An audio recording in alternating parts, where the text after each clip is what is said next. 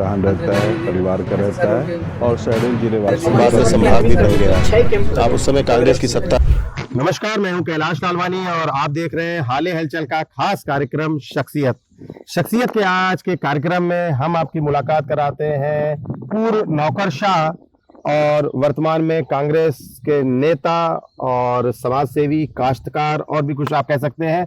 हम आज पहली बार यहाँ पर आए हैं। आपको बता दें कि ग्राउंड पर आए हैं और यहाँ से शख्सियत का कार्यक्रम आज कर रहे हैं। यहाँ पर जैसा कि आप देख रहे हैं, हम जहाँ पर खड़े हैं चारों तरफ खेत हैं और हरियाली है। यहाँ पर हम आए हैं और हम आपकी मुलाकात कराते हैं कांग्रेस के अनूपपुर के जिला अध्यक्ष रमेश सिंह जी से और सीधे उनसे बात करते हैं भविष्य की राजनीति को लेकर और उनकी शख्सियत को लेकर कि कैसे उन्होंने एक छोटे से काश्तकार के यहाँ, जहाँ पर हम खड़े हैं, इनके पूर्वजों की जमीन है और ये अनूपपुर का ग्राम खाड़ा है जो अनूपपुर से महज 6 किलोमीटर की दूरी पर है और इनके पूर्वजों की जमीन है और मूलतः किसान है ये। और इनके पिताजी और इनके जो पूर्वज थे वो सब यहीं के रहने वाले हैं, आदिवासी समुदाय से ताल्लुक रखते हैं रमेश सिंह जी। और हम सीधे उनसे बात करते हैं, उनके बारे में जानना चाहेंगे कि कैसे एक आम शख्स से वो एक शख्सियत तक का सफर इन्होंने तय किया। नमस्कार रमेश सिंह जी। नमस्कार।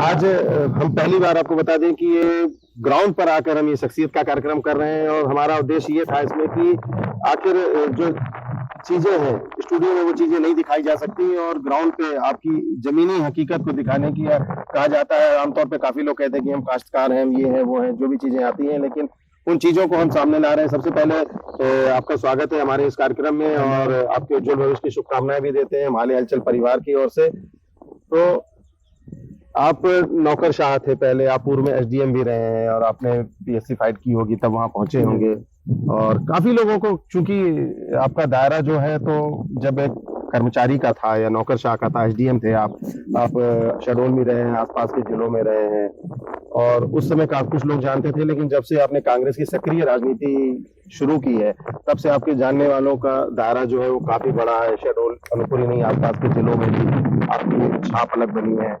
तो अपने बारे में बताएंगे कि क्या कैसा है, जैसे आपको लोग जाने हैं। एक बार फिर से हाल हलचल के दर्शकों को मेरा प्यार भरा नमस्कार, प्रणाम करता हूं सभी को।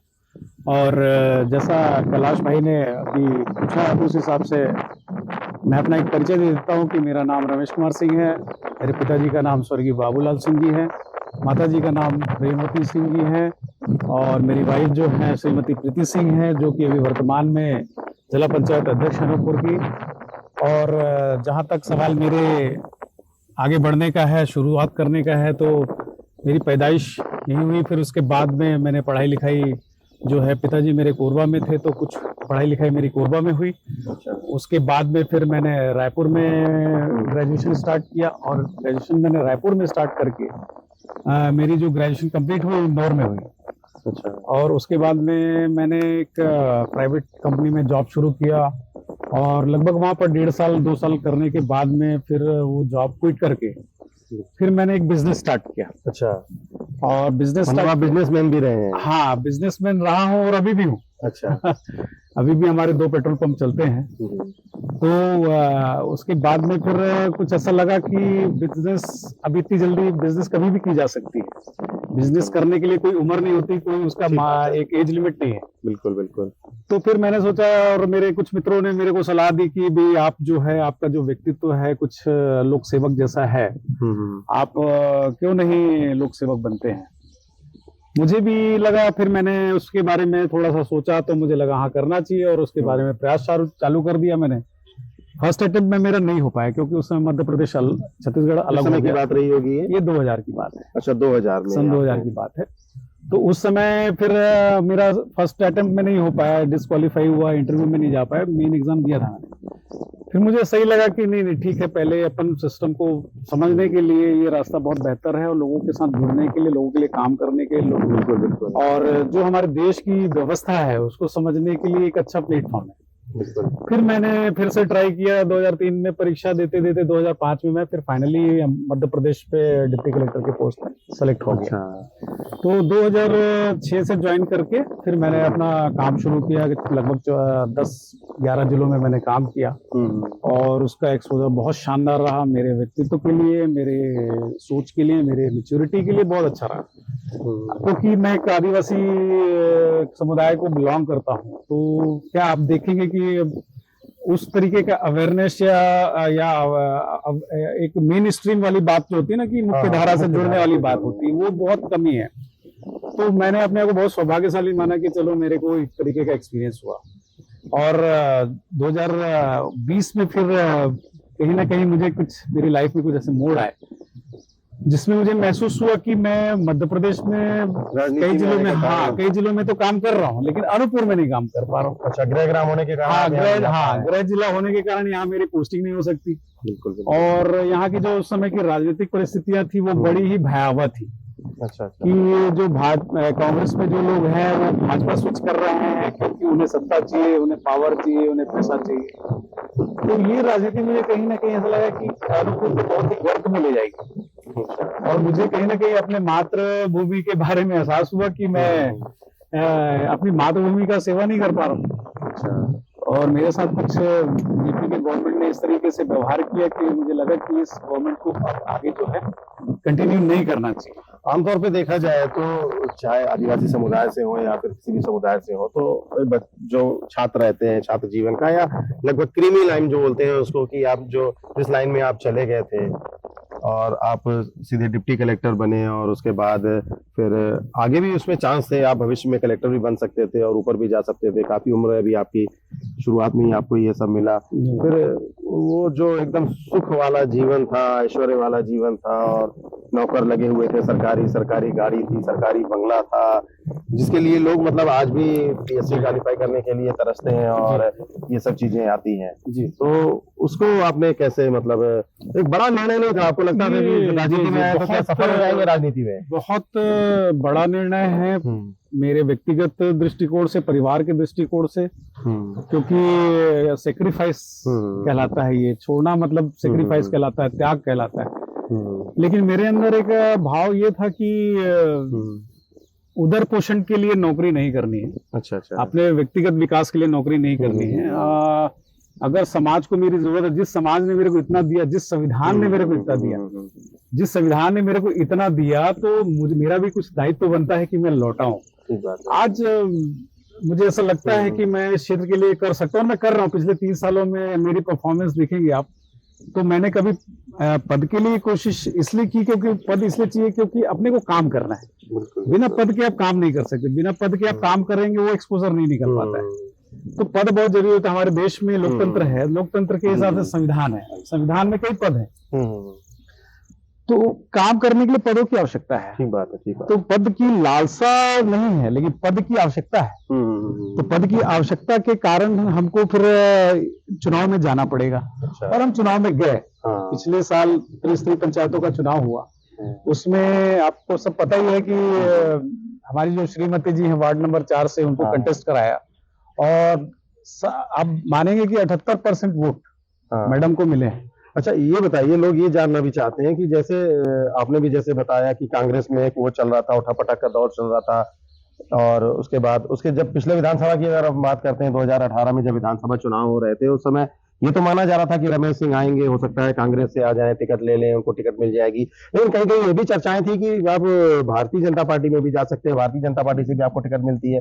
फिर आपको लगा कि ये बिसाहू लाल यहाँ से खसक गए हैं तो अच्छा मौका है, जिलाध्यक्ष भी 12 साल हो गए थे जयप्रकाश अग्रवाल को, वो भी हटना था उनको भी, और कार्यवाहक अध्यक्ष भी थे, उन्हें हटा के थोड़े दिनों के लिए हटाया गया था। तो एकदम आपको तो कुछ जैसे खुला मंच मिल गया यहाँ पर अनूपपुर में। ये एक सामान्य रूप से आप जो कह रहे हैं, कुछ लोगों के माध्यम से भी वो मुझे बात समझ में आई है कि ऐसा बोल रहे हैं। अगर भाजपा की बात होती तो 2020 में जब मुझे टिकट नहीं मिली, उस समय मैंने रिजाइन नहीं किया था। अच्छा। और जब टिकट मिल गई उसके 5 दिन बाद मैंने रिजाइन किया, और रिजाइन करने के बाद में मैं कांग्रेस के साथ बैठा। अच्छा, ठीक है। ऐसा होता तो मैं नौकरी नहीं छोड़ता, मुझे कोई बंदिश तो थी नहीं। बिल्कुल। तो मैंने ऐसा नहीं किया और इंतजार किया जाता। हाँ, आराम से 2 साल और मैं नौकरी करता, आईएएस हो जाता। मेरे बैचमेट अभी आईएएस हो गए। अच्छा। फरवरी में अभी मेरे बैचमेट जो यहाँ पर सुजान थे, अभय सिंह मोहरिया थे, अभी जिला पंचायत के सीओ दोनों रहे यहाँ पे, दोनों आईएएस अवार्ड हो गए। अच्छा। तो मैं भी हो जाता। लेकिन देखिए, पद, मैंने कहा ना कि पद ठीक है, पद उस लेवल तक ठीक है जहां तक आपको आपका दायरा समझ में आता है कि हाँ मैं कर रहा हूँ, ठीक कर रहा हूँ। लेकिन जब लगता है कि नहीं यार, उस दायरे से बाहर निकलना पड़ेगा, उस दायरे से जब अपने को बाहर निकलना पड़ेगा तो फिर छोड़ना पड़ेगा, कुछ ना कुछ तो छोड़ना पड़ेगा, उस दायरे को छोड़ना पड़ेगा। तो उस दायरे से तो बाहर ये निकलने बात तो सही है कि आपको बढ़िया खुला मंच मिला कांग्रेस में। खुला मंच। बिसाहू लाल के जाने के बाद अनूपपुर की राजनीति में कोई बड़ा नेता तो नहीं था, बड़ा नाम भी नहीं था। जिलाध्यक्ष का पद के लिए भी जो प्रदेश कांग्रेस है वो किसी न किसी को तलाशी कर रही थी। आप उसके योग्य थे, ठीक है, उसमें सब फिट बैठे आप, ये बात भी सही है। लेकिन कई लोग जो वर्षों से राजनीति कर रहे थे कांग्रेस की, आपने आया और एकदम अतिक्रमण किया और उन लोगों की 20-20 साल की राजनीति जो थी उसको किनारे कर दिया। और वो तो वो किया, उसके बाद आपने जिला पंचायत में आए, चुनाव आया तो उसमें भी मास्टर की स्ट्रोक मारा आपने और सीधे जिला पंचायत की कुर्सी। ये ऊपर वाले का मेहरबानी है कि वो जो मौके मिले हमने उस मौके को हमने सही ढंग से पूरे प्लानिंग के साथ में एग्जीक्यूट किया। हम देखिए, अगर हम यहाँ पर आए हैं कुछ कर रहे हैं तो एग्जीक्यूट कर रहे हैं, बिल्कुल बिल्कुल, है ना। तो वैसे जब मैं अनूपपुर आया तो मुझे भी एग्जीक्यूट करना है, पॉलिटिकली एग्जीक्यूट करना है, अपने आप को साबित करना है। मेरे पास समय कम है कि 2 साल में मुझे साबित करना है कि नहीं मैं इस क्षेत्र के लिए काम करने के लायक हूँ। तो मुझे साबित करने के लिए जनता के बीच में जाना पड़ेगा। अब जब जनता के बीच में जाना पड़ेगा तो चुनाव से बेहतर कुछ नहीं है। बिल्कुल तो सही वो बात। चीज हमने जीता, फिर अध्यक्ष के लिए प्रयास शुरू कर दिया। ये अनारक्षित सीट थी, बिल्कुल। जिला पंचायत की हाँ, अध्यक्ष पोस्ट, अनारक्षित सीट है। अनारक्षित महिला की सीट थी। हाँ, फिर भी हमारे जितने जीते हुए हमारे सारे आदरणीय सदस्यगण थे, उन्होंने हमारे ऊपर भरोसा किया। कहते कि भाजपा में फूट थी इसलिए आपको फायदा मिल गया। भाजपा में तो थे ही नहीं, बल्कि भाजपा ने तो यहाँ से खींच के ले गए। अच्छा, हाँ, रंजित सराठे जो है क्या था, NSUI का है, दरोगा सिंह कांग्रेस का है, आपका कोदू सिंह जो है तुलरा का, वो कांग्रेस का है। लेकिन एक मत तो नहीं हो रहे थे ना। हाँ, तो वो ले गए ना जो जो थोड़े से कमजोर टाइप के प्रत्याशी थे, जिनके दिमाग से जिनको मॉडुलेट किया जा सकता था, उनको उन्होंने ले लिया। तो वो चीजें किया, तो हम उसके बावजूद भी जीते। जी जी, तो मतलब है कि साबित करना पड़ेगा आपको। अगर आप मैदान में हैं, आप काम करना चाहते हैं, तो आपको साबित करना पड़ेगा कि हाँ आप उस लायक हो।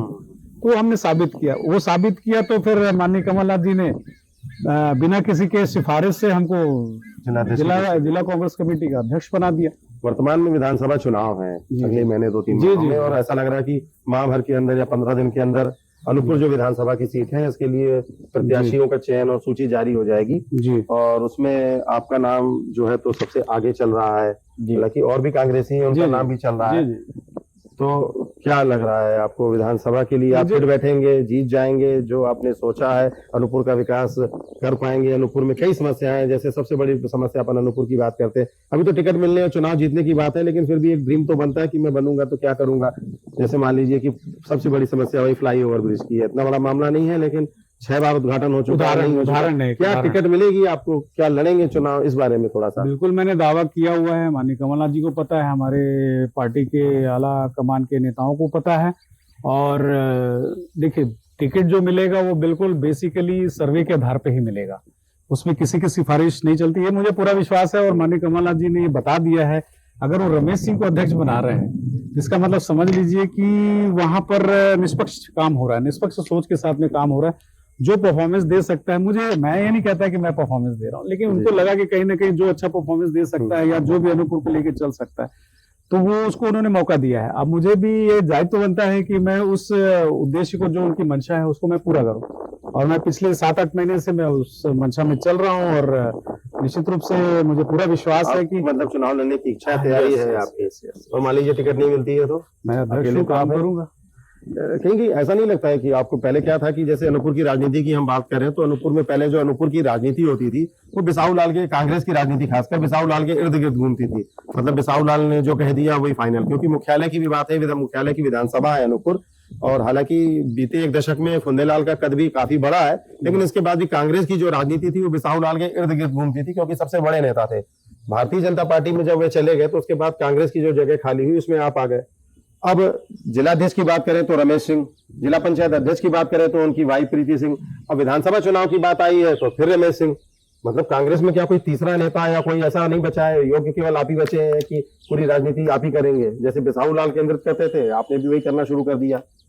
नहीं, ऐसा नहीं है। देखिए, जो टिकट मिलेगी विधानसभा की वो सर्वे के आधार पे मिलेगी। जो ग्राउंड लेवल पे उनकी टीमें चल रही हैं, हर फ्रीक्वेंटली 15 दिन में एक टीम आकर के सर्वे करके जाती है। हमें पता नहीं है कौन आके जाता है, कौन बात करता है, वो हमें पता नहीं है। उसके बाद फिर स्क्रीनिंग कमेटी है, स्क्रीनिंग कमेटी के बाद में फिर सेंट्रल लेवल की स्क्रीनिंग कमेटी है। वो सारे लोग डिसाइड करेंगे, क्योंकि देखिए 2020 में जो चीज हुआ वो दोहराया नहीं जाएगा, और जब वो दोहराया नहीं जाएगा तो कोई भी रमेश सिंह अगर उस लायक माना जाएगा तो बिल्कुल रमेश सिंह को मौका मिलेगा, नहीं माना जाएगा तो नहीं मिलेगा। लेकिन हमको अपने ग्राउंड लेवल पे काम किए जिसकी वजह से ये परफॉर्मेंस और रिजल्ट आया है। तो अगर मैं कर रहा हूँ, मुझे अगर मेरे को जनता दे रही है या फिर पार्टी भी नवाज रही है, तो मैं बहुत धन्यवाद करता हूँ यहाँ की जनता का और पार्टी का कि वो मेरे को इस लायक समझ रही है। उसमें कोई ऐसे की कोई बात नहीं है कि मैं ही सब कुछ लूंगा। नहीं, लेकिन जब आप विधानसभा चुनाव मान लीजिए टिकट मिलती भी है और आप लड़ते भी हैं, क्योंकि आप जो है तो वो अनूपपुर जिले के जिलाध्यक्ष हैं। प्रॉपर अनूपपुर के नहीं है। अनूपपुर में 3 विधानसभाएं आती हैं, पुष्पराजगढ़ और कोतमा, और इसके अलावा ये विधानसभा है जहाँ पर हम लोग खड़े हैं अनूपपुर, ये 3 विधानसभाएं आती हैं। तो इन 3 विधानसभाओं की अपन बात करें तो आपको तो ध्यान तीनों में केंद्रित करना पड़ेगा। आप कैसे मतलब दूसरे जो प्रत्याशी रहेंगे, क्योंकि आप खुद चुनाव लड़ेंगे, तो कैसे उनके साथ वफादारी कर पाएंगे? अपना ध्यान देंगे कि उनका ध्यान देंगे? काफी मतलब एक पशुपेश वाली स्थिति रहेगी। आपको मालूम है कि वहां भी जाना है, फुन्देलाल को भी सपोर्ट करना है, और वहां अगर फुन्देलाल को टिकट मिलती है तो उसको सपोर्ट करना है, या फिर अपन कोतमा की बात करें जिसको टिकट मिलेगी, आपकी जिम्मेदारी तो हर ब्लॉक तक रहेगी, हर बूथ तक रहेगी। तो अपना भी देखना है और वहां भी देखना है, दोहरा एक आपको जो है तो दायित्व बनेगा। तो कैसे कर पाएंगे उसको? हो जाएगा? बहुत आसान है, बहुत आसान है। मुझे स्टेट लेवल पे भी काम करने का मौका मिला है, 52 जिलों को संभालने का मौका मिला है। अच्छा। कई बार ऐसा हुआ है कि मुझे जिला संभालने का मौका मिला है, कलेक्टर जिला संभालने का मौका मिला है। अच्छा। सतना में तो 7-7 विधानसभा है, लेकिन मैं 20-20 दिन तक कलेक्टर रहा हूँ।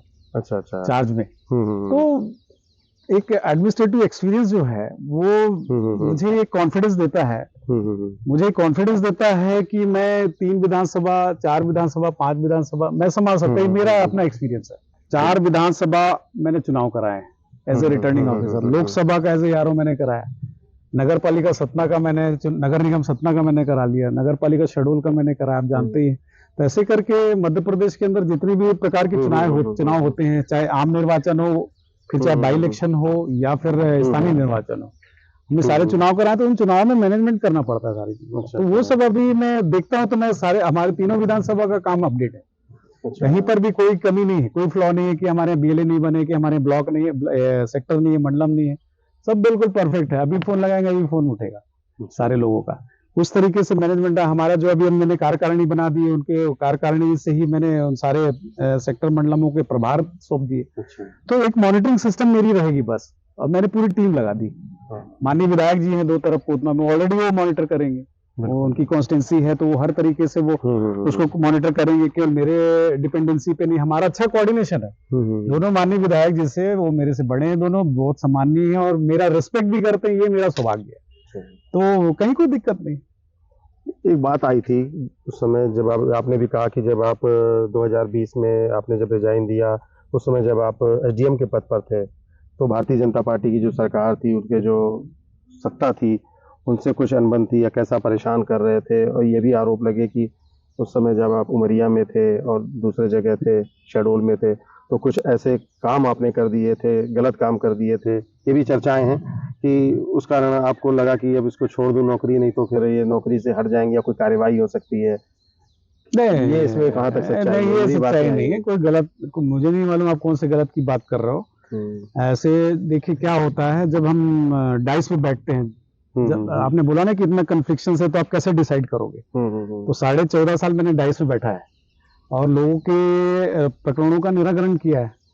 और जब प्रकरण का निराकरण करते हैं तो आप एक पक्ष को दे पाते हैं जो नियमानुसार है, दूसरे पक्ष को नहीं दे पाते।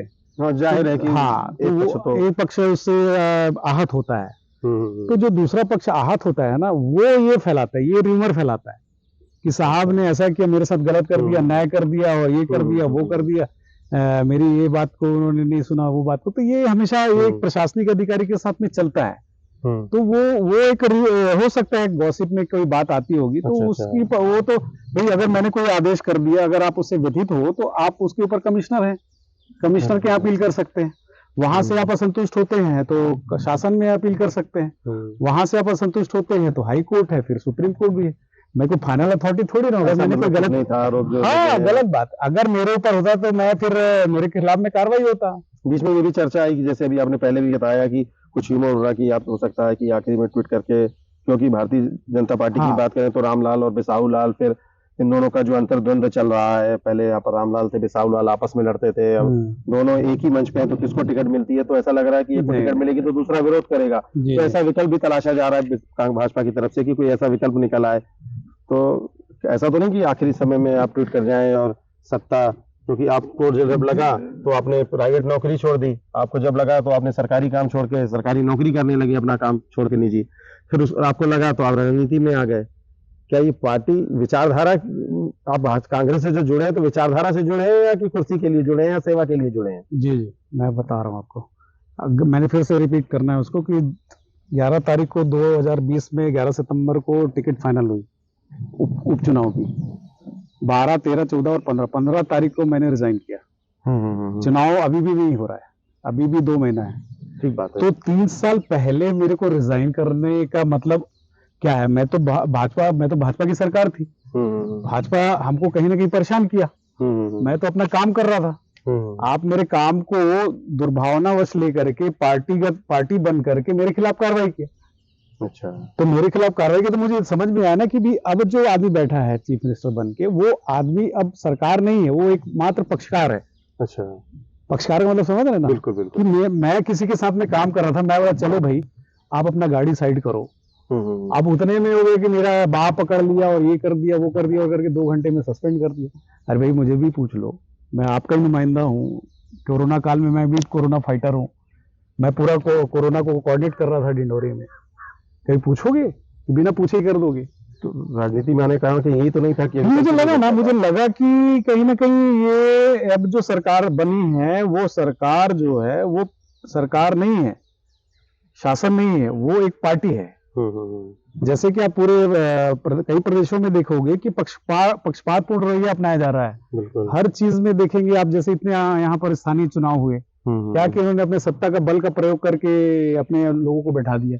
वो तो जिला पंचायत में बैठा देते, लेकिन चूंकि हम अपनी जो हमारी रणनीति थी वो हमने कहीं डिस्क्लोज नहीं की। बिल्कुल नहीं तो वो तो सत्ता पूरी लगी हुई थी हमको हटाने के लिए। आज भी मेरा काम 1 रुपए का नहीं, मैं पता कर लीजिए जिला पंचायत। आज तक हमने प्रीति रमेश सिंह ने 1 रुपए का भी काम नहीं किया, अभी बजट नहीं दिया जा रहा है। तो आप समझिए ना, ये पार्टी अब सरकार नहीं है, आप निष्पक्ष रहिए ना। बिल्कुल। तो जब आप निष्पक्ष नहीं रहेंगे तो आपके साथ कैसे रहेंगे? ठीक है।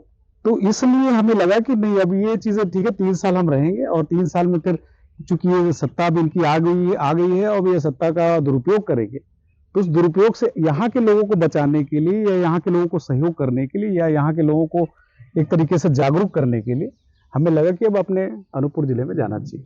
विधानसभा चुनाव जैसे जो है तो वो नजदीक आते जा रहे हैं और ऐसा लग रहा है कि सप्ताह में 10 दिन में कुछ दिनों में जो है वो टिकट जो है वो फाइनल आ जाएगी।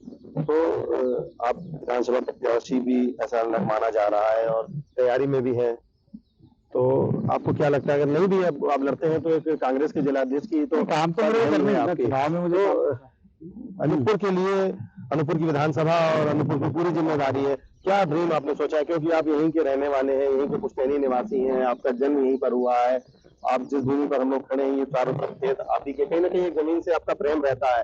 बाहर से जो आते हैं आयातीत होते हैं उनको उतना नहीं रहता है, लेकिन क्या आपने ड्रीम सोचा है? अगर मान लीजिए ऐसी बात आती है, आपको मौका मिलता है, तो आपका मैनिफेस्टो क्या रहेगा? आप कैसे, मुख्य मुद्दे क्या रहेंगे आपके चुनाव के?